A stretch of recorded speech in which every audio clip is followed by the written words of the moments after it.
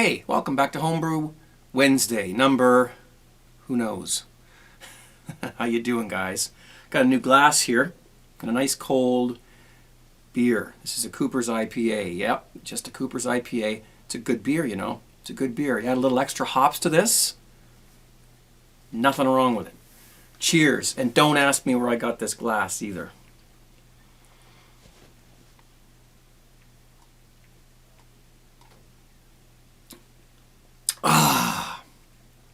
Actually, it's a Upper Canada. I haven't got a lot of light today because I'm kind of hanging out down here in the basement, playing some vinyl. I got some new vinyl today, so you know, I think you can probably see that. It's a Upper Canada brewery glass. Yes, I did find this today. I thought it was a nice little find. Upper Canada beer is actually nice beer for the price. If you live in an area where you can get Upper Canada beer, try their dark ale. It's a nice beer. It really is, and it's not very expensive compared to some beers around here.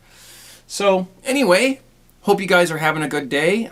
Geez, you know, these weeks just go by so fast. I mean, I wanted to have this Homebrew Wednesday done already and uploaded so Wednesday morning you guys would have it to make up for last week. And unfortunately, time just, I don't know what's going on here. It's like almost Friday again. I just did my live thing, and here we go again almost. So, this is my first beer of the day. Actually, this is probably a lunchtime beer, I would say, for me. I was out earlier, I had picked some stuff up. I actually picked up some of the ingredients for my SJ Pour Challenge beer, but we'll talk about that in a few minutes. And, you know, lots of information there. Well, as much as I can give you anyway. And I haven't brewed anything all week. Like since last Wednesday, I haven't had anything brewed. Or I haven't brewed anything. I've been kind of working on this a few nights, you know, here and there. Excuse me. Yeah, so after I make this video, basically what I'm going to do is I'm going to brew up a quick batch. And I mean, it's a kit batch. I'm going to have a snooze because I've been up since 3:30, 4 o'clock this morning, and I got lots of stuff I have to do, but I don't want to do it now. I want to do it later tonight when it's quiet and stuff. So, although it's pretty quiet right now, but I like to do my brewing at night. It's just a little more fun. I put some tunes on, you know, it's cool. So I'll have myself a little nap, and then I'll get up and I'll do that. So I haven't brewed. Like I've got a wine kit that I'm going to brew. Actually, I'll go get that. I'll hang on a second. Just show you what I bought.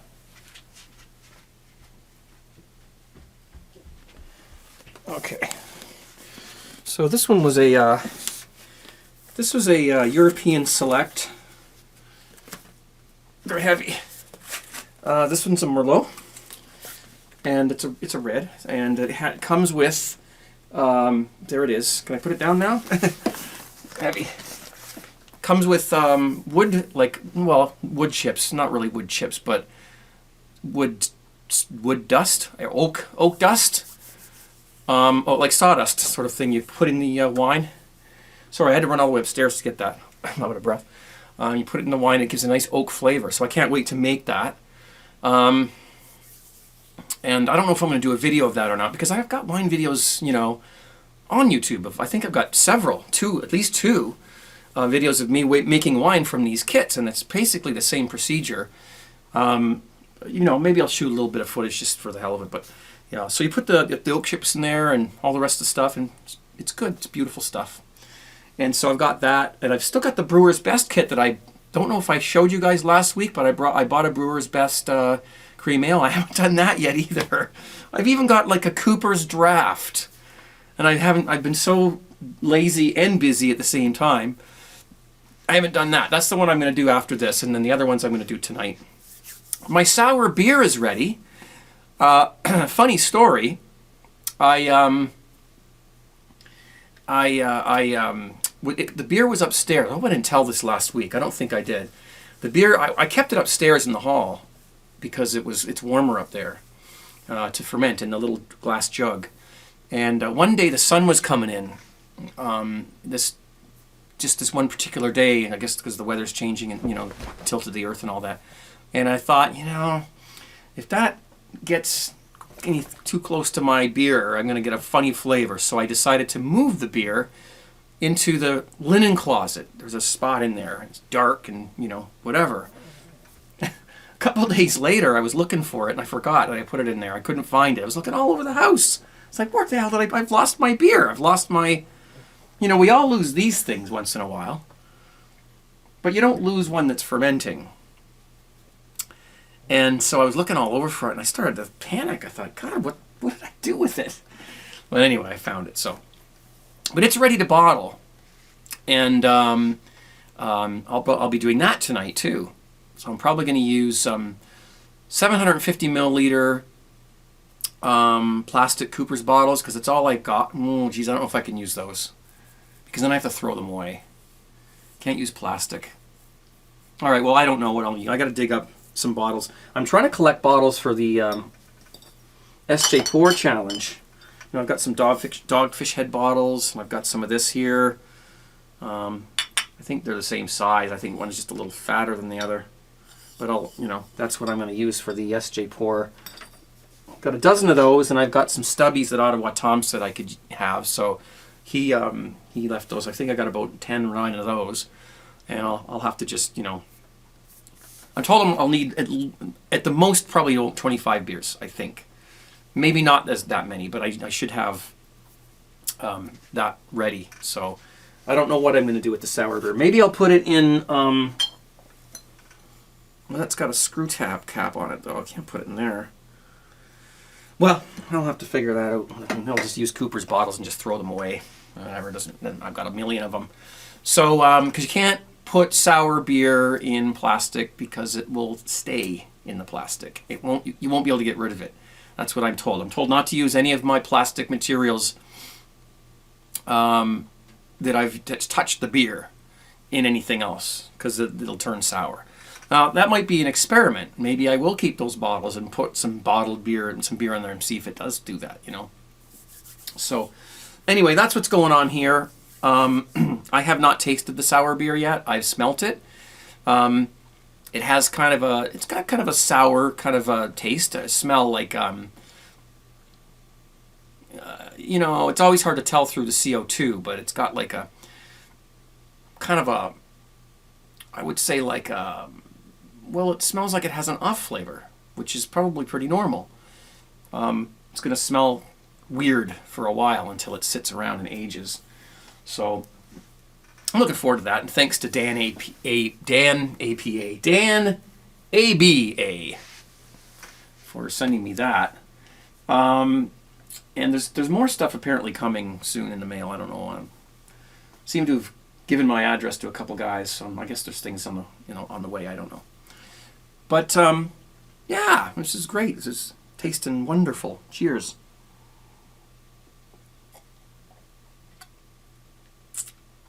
All right.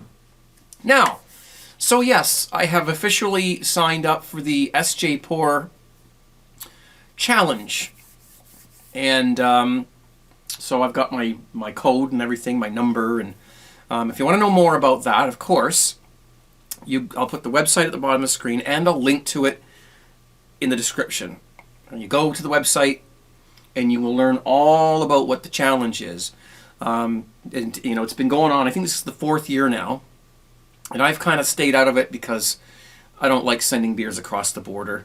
But that's being taken care of now. There's somebody around here that's going to be taking care of that for us.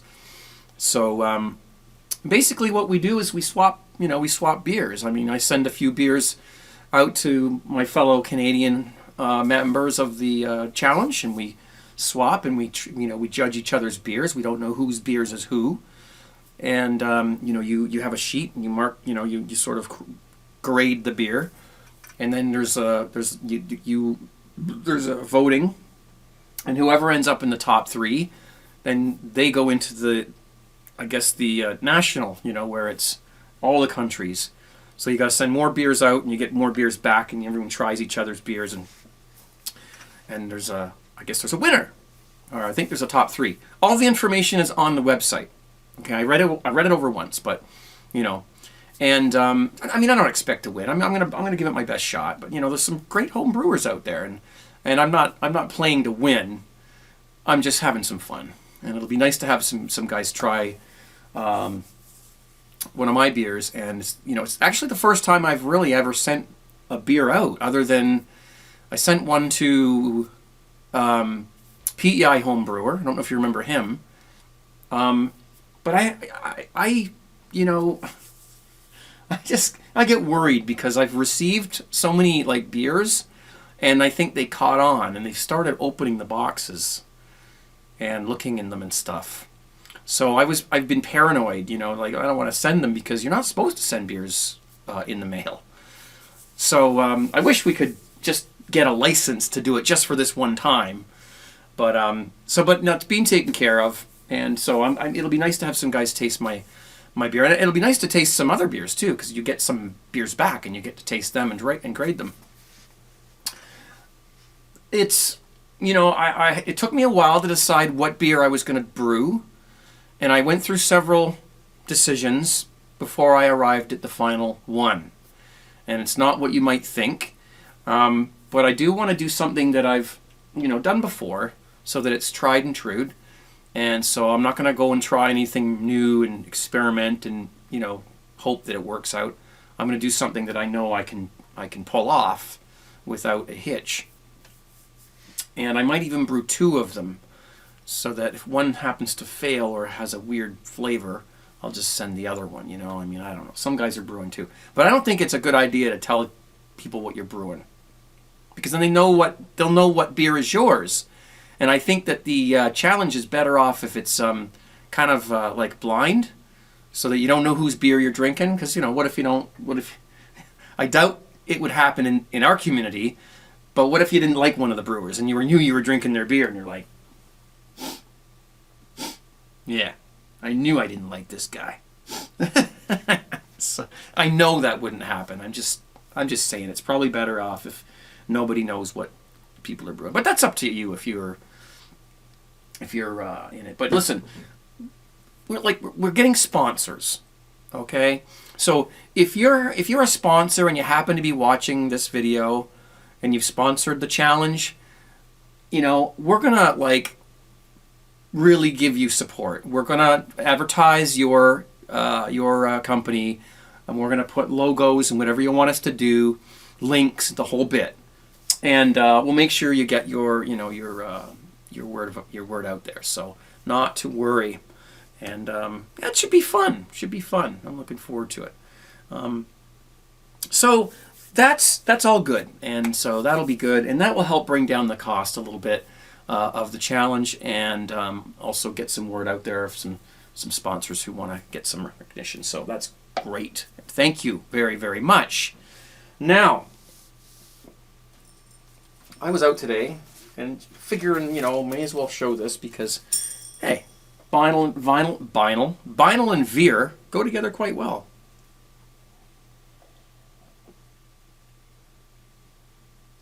Bet you don't know where I was. Anyway, so I picked up a couple of Stevie Nicks records. These are in absolutely immaculate condition. Okay. Now this one's got, I think it's this one here. Is it this one or this one? I can't remember. One's got Leather and Lace on it. One's got 17 on it. One's got Stop Dragging My Heart Around on it. And the rest of the songs are wonderful. Great records in wonderful condition. So I got those. I'll just put those aside. Now I've forgotten which ones I'm supposed to clean. This is a Scritti Politti EP of a couple of their songs.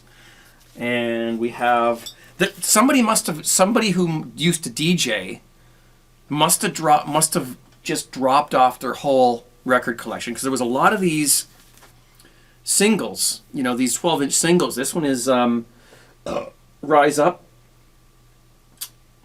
Is it? Yeah, it's Rise Up by Culture. Is it Culture? No. Who sings this? The Parachute Club, not Culture Club. And at first I didn't know why I bought it. I just figured, well, you know, it's kind of a collector's thing, really, these EPs. But I brought it home and I listened to it, and you know what? I like the song. It's a good tune. So maybe I'll play that on my cast. This is an immaculate album. It's a classic album, Olivia Newton-John, and it's in absolutely wonderful condition, as you can see.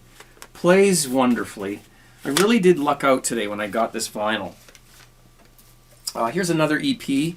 This one is, I believe this one is the, this is the Laura Branigan Self-Control EP.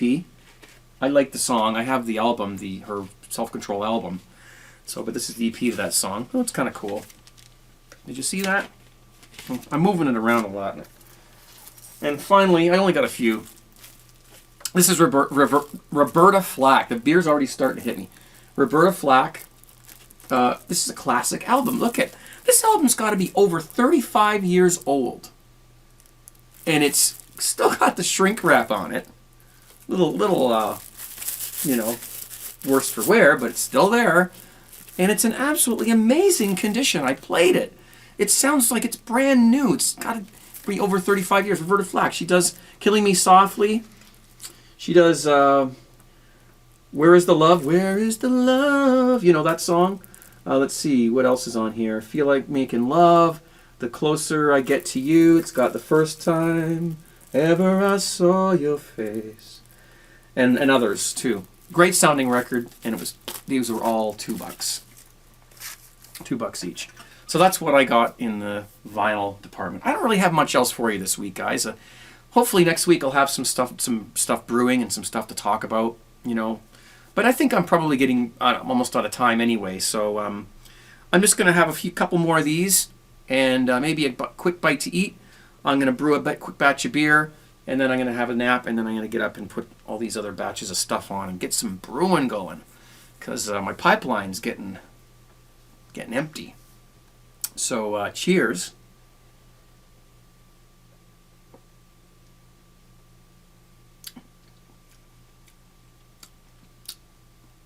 Yeah.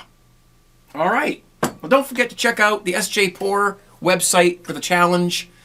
And even if you're not in the challenge, just go and read it. That way, when you start seeing the videos come out of people trying each other's beers, you know what's going on. It's going to go on for most of the year, I think.